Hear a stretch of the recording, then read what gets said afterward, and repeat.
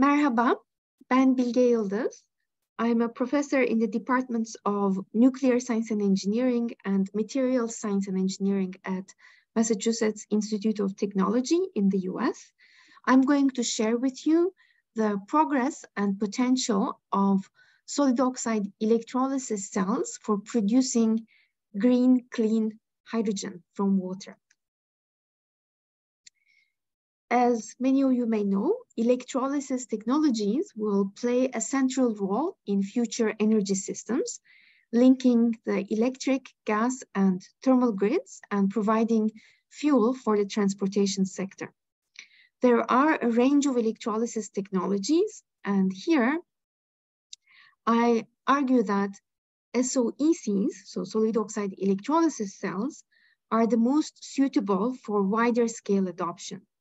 This is because an inherent advantage of solid oxide electrolysis operating at elevated temperatures, 600 to 850 degrees C, is its ability to integrate with renewable electricity, as well as heat sources such as fusion and concentrated solar energy for input, and with fuels and chemicals industry as output. SOECs can be thermally integrated with downstream chemical synthesis, such as the production of methanol, synthetic fuels, or ammonia. SOECs are capable of splitting steam and carbon dioxide into hydrogen and carbon monoxide, respectively, but they can also be operated in co-electrolysis mode, converting a water vapor CO2 mixture directly into synthesis gas, that is CO and hydrogen. Abundant raw and cheap materials, metal oxides, make the fuel electrode, oxygen electrode, and the electrolyte. Elevated temperatures, typically 600 degrees C to 850 degrees C, result in favorable thermodynamics and reaction kinetics, enabling very high, unrivaled conversion efficiencies. You may see here that the voltages needed in alkaline and PEM type electrolysis are a lot higher than those needed in solid oxide electrolysis cells for a given hydrogen output rate. And similarly, SOEC is more efficient in electrolyzing CO2 than those at lower temperature. There have been tremendous improvements in the performance of SOECs during the past 10 to 15 years, and the technology is approaching maturity, but there are still challenges to make them economically competitive, in particular related to the degradation of the performance over time. Here is an example of that, where the hydrogen production rate, shown by current density, degrades over time in these commercial as well as laboratory-made cells. And the degradation arises from both the fuel electrode, the hydrogen electrode, and the oxygen electrode of the cell. On the oxygen electrode, a key issue is the instability of the material composition, especially at its surface, and in the form of passivation of the surface via segregation and precipitation of insulating, blocking layers. On the fuel electrode, a key issue is the coarsening of the metal catalyst, typically nickel, as a result of temperature and redox cycles, giving rise to surface area loss and activity loss. In our laboratory, we are working on novel, science-based, and practical approaches that can address both of these challenges. Our approach at a higher level in this field is that obtaining a better understanding of why interfaces work or don't work is destined to help us come up with useful advancements. So on the oxygen electrode, for several years, we have worked on how and why the surface chemistry of the oxygen electrode, which is a perovskite type oxide, evolve at harsh conditions, And based on that understanding, we could introduce modifications to the surface chemistry. We could engineer the surface chemistry that allows for better stability and faster oxygen reduction, oxygen evolution kinetics. In particular, for stabilizing the surface and avoiding formation of insulating dopant oxide layers, we identified that one has to consider the causes of degradation, which we identified as the elastic and electrostatic charge interactions of the dopant with the oxide lattice.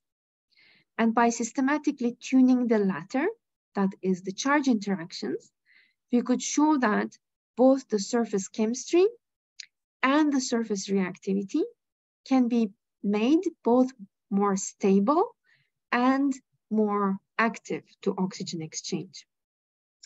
And we're very excited about this advancement, which we again derive from scientific understanding of the degradation mechanism, but also because we are able to translate the surface engineering route now to larger scale solid oxide electrolysis cells and stacks made by industry.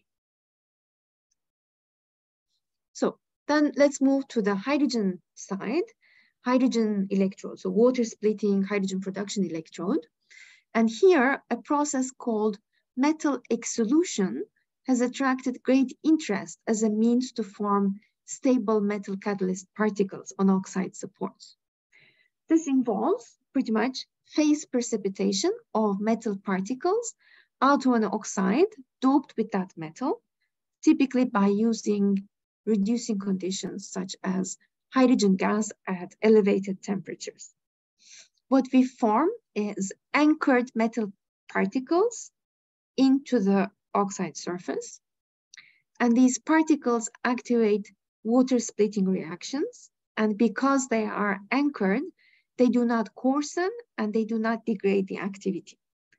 This has sparked great enthusiasm in the field, and there are numerous reports on the performance improvement using these exsolved metal nanoparticle catalysts.